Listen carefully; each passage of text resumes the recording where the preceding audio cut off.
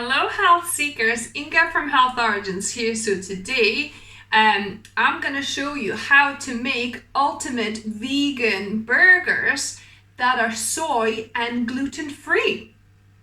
So let's begin. So I'm preparing mushrooms. So here I've got 200 grams, a mixture of oyster and shiitake mushrooms, fresh mushrooms. So you could use just one type, it's fine.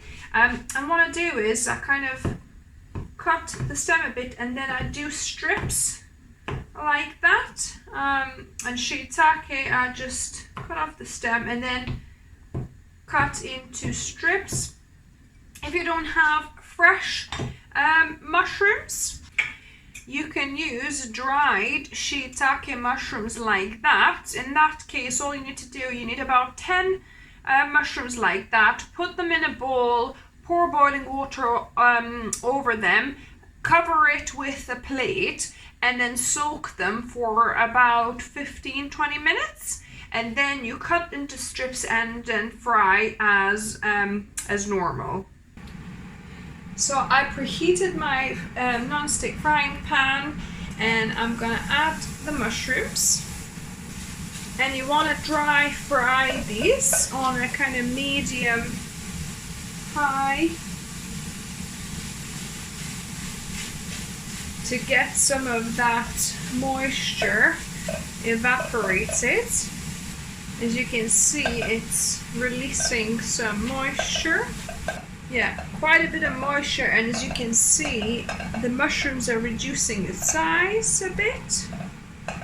If you are frying dried mushrooms, you want to maybe pour a bit of water with this and kind of let it simmer and evaporate, maybe even a couple of times, because they're quite like spongy and quite hard, you know, to bite. When they're dried, when it's fresh, then we don't need to add any water because they already have moisture in them. And we don't want to, you know, cut them up too small because we want to have that little bit of texture and bite in our burgers. So for fresh mushrooms, you pretty much fry them until the moisture is nearly gone. Nearly almost gone.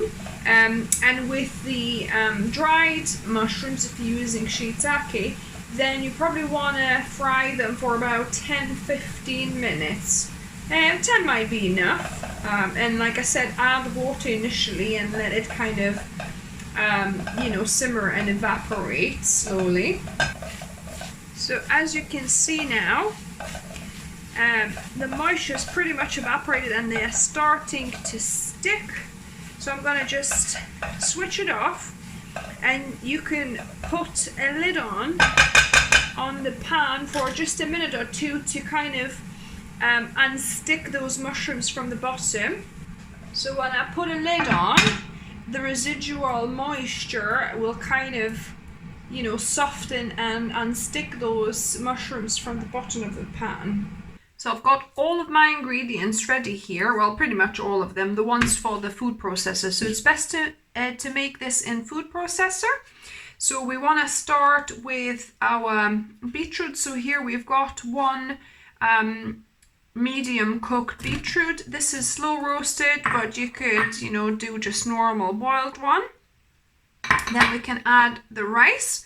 So this is about a cup of brown rice, which is short grain. Short grain are more sticky rice, so will help with the consistency. So I definitely recommend using short grain rice rather than basmati.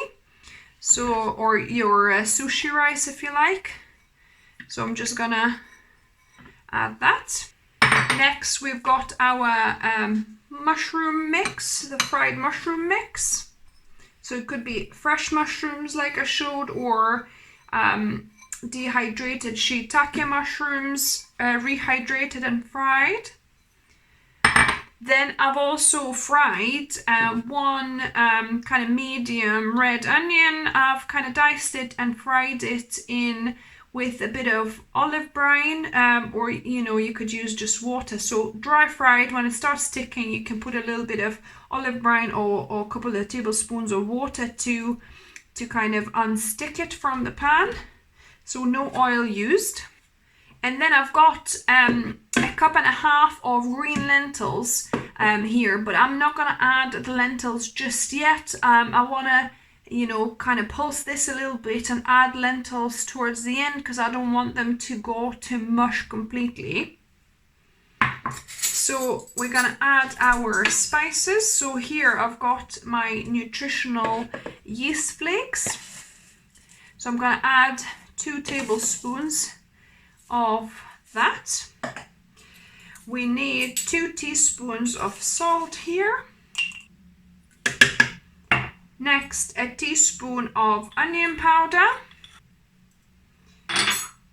Then smoked paprika. If you haven't got smoked paprika, then you can use normal paprika and then add maybe a half a teaspoon of, or quarter teaspoon or to half a teaspoon liquid smoke, but I like using a teaspoon of smoked paprika. And then 1 teaspoon of garlic powder.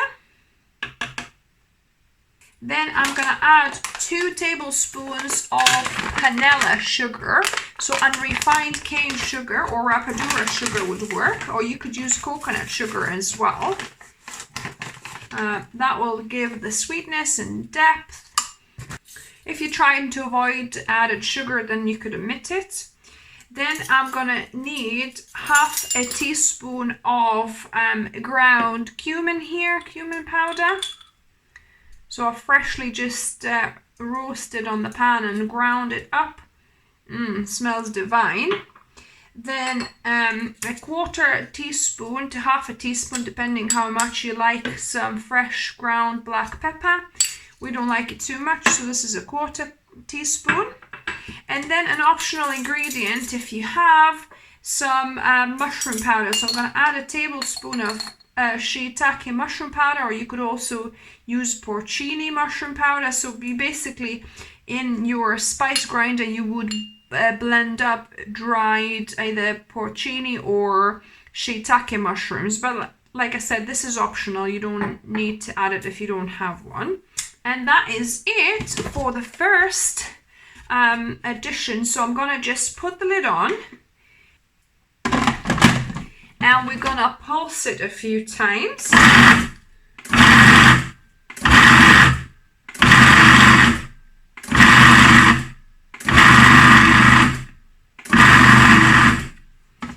Now, since we pulsed it a few times, I'm gonna add my lentils. So a cup and a half, or a tin's worth of green or brown lentils you could use. I'm gonna scrape the sides a little bit as well before we close the lid. And we're gonna pulse a few more times.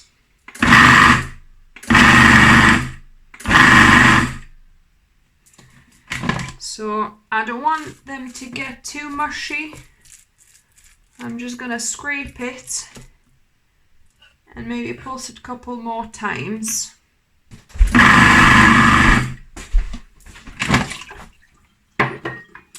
So yeah, so as you can see, you can still see some lentils that are kind of whole, some have been blended up a bit. Yeah, so that looks good. You don't want to go to mush completely. You want some texture in there.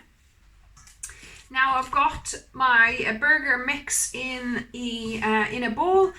What I forgot to mention, instead of lentils, you could always use a cup and a half of dark beans. So either black beans or kidney beans work really well as well. But then in that case, just add them together with all the ingredients initially in the food processor and blend it, pulse it until you kind of got about mixture like that with a bit of still graininess, but not too smooth. Okay, so then we're gonna add about a quarter cup or 4 tablespoons of either peanut butter, or you could use almond butter or cashew butter, any kind of nut butter, or even seed butter. If you're allergic to nuts, you could use like sunflower seed butter, or even pumpkin seed butter would work.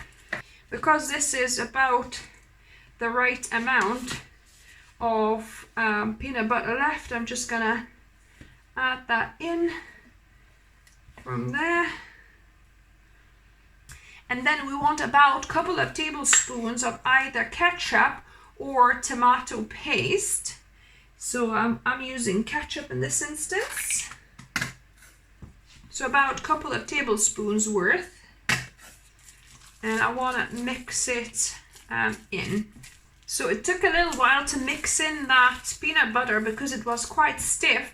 So I would suggest not omitting nut or seed butter in this because it adds that richness, fattiness and mouthfeel of the burger. And then now last ingredient. So here you could either add some starch. So here I've got potato starch. You could use potato or corn starch or possibly like even tapioca or arrowroot. So any kind of starch, about half a cup, or you could mill some porridge oats into more or less flour and add that instead. My stomach doesn't quite like oats very much, and plus I haven't got any to hand at the minute, so I'm using starch, and I prefer actually using potato starch in this recipe anyway. So yeah, so just mix that in well. So mix this until all the whiteness disappears, and voila, you've got yourself your burger mix. I would suggest to keep this in the fridge overnight if you can, or at least a couple of hours, because it kind of solidifies a bit more. It's easier to form, dries out a bit. So yeah, I would definitely recommend leaving it overnight if you can, or at least to rest in the fridge for a couple of hours. Oh, and I nearly forgot one of the main ingredients, 2 carrots grated. And you don't need to necessarily have this resting in the fridge overnight. It's only if you have time. You can, form this immediately. But I've rested it overnight, and I'm gonna mix in carrots because I really forgot them last night. So 2 carrots. I think at this point it's better to mix by hand. So I'm just gonna, much easier, because the batter is getting a bit stiff. Now I'm gonna be forming the patties, and make sure your hands are a little bit moist. That will help with the burgers not sticking to your hands and forming nicely. And you want to form the patties quite not massive and a bit thinner, slimmer. You don't want them too thick. And while I form this, I'm preheating my oven at 200 degrees Celsius or 180 my fan oven, so that it's ready when these are formed. While you form these, you could also preheat your tin, your baking tin. So this is non-stick baking tin. If yours is not non-stick, you might want to put a silicone mat in there. So yeah, you can preheat your tin before putting these in, but you don't necessarily have to. So yeah, so these are ready to go into the oven for 35 minutes, and I might turn them after 25 minutes. And if you're not baking these all at once, the remaining batter you can put in a container and keep in the fridge for, it'll last for a couple of days, or freeze it, form the burgers and freeze it. So just between the layers, so put parchment paper at the bottom, put the burgers, put another parchment paper and burgers. So form the burgers, and then you can freeze them as well to be baked later. So the burgers have been baking for 25 minutes. I'm gonna turn them over. They're holding out really well. And now they're gonna go into the oven for the last 10 minutes. So the burgers are done. All that's left to do now is to taste test them. Now on to the best part, taste testing. So I'm gonna grab one burger. So let's see the texture of it. Yeah, so they keep well, quite well. They're not like too mushy, not too soft. They don't disintegrate. They keep together quite well. Let me give this a try.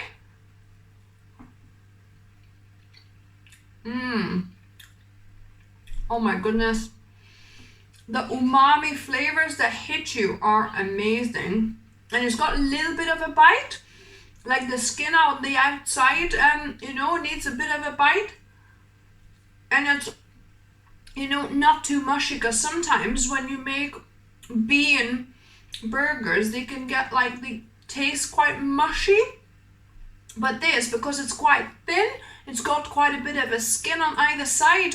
Even though the middle is a little bit soft, it's still not too mushy. And the flavor, oh my goodness, so amazing, guys. So if you try these burgers, let me know what you thought of them. If you like the video, give me a thumbs up.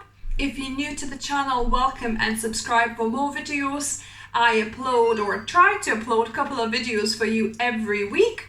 And as always, remember, food is fuel, so be mindful of what you put in your body, because our body is our temple.